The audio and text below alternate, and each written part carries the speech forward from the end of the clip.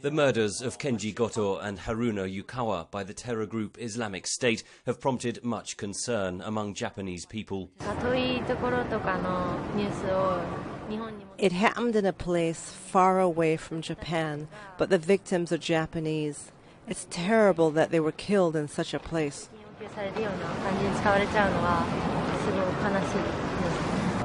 It's scary. The militants were saying that they will start to target Japanese citizens from now on. That sends chills down my spine. Japan's first challenge is facing the terror threat posed by the Islamic State, says John Swenson-Wright, head of the Asia Programme at Policy Institute, Chatham House. Are they going to retreat into a position of relative isolation in the face of the shock that this execution represents? Or are they going to accept the logic that Japan is inevitably embroiled in international affairs in a way that doesn't allow it to take that low-profile position? Islamic State says it targeted the Japanese hostages because Tokyo offered $200 million in non-military aid to countries fighting the terror group.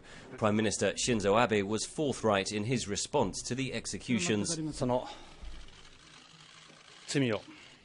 We will cooperate with the international community to make them atone for their crimes. Japan will never yield to terrorism.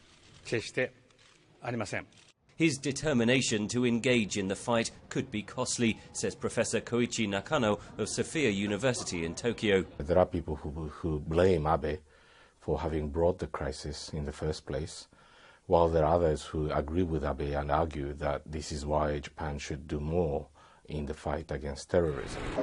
Currently, Japan's post-war constitution bars its armed forces from participating in conflicts overseas.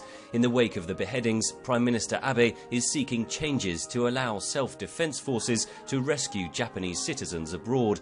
From his first days in office, Prime Minister Abe has pushed for Japan to play a bigger role in global security, says Alessio Patalano of King's College London. He wanted to slowly engage with the question, as a military actor, what kind of actor you want to be. That was one of the questions he wanted to engage with the Japanese public and also with the United States. Its allies want Japan to strengthen its global capabilities, says John Swenson-Wright of Chatham House. The international community expects Japan to demonstrate that on political and strategic issues, it's willing to get engaged. And Mr. Abe, of course, I think is, in terms of his personality, in terms of the people around him, is eager to seize that opportunity.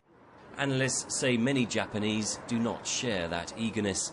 Henry Ridgwell for VOA News, London.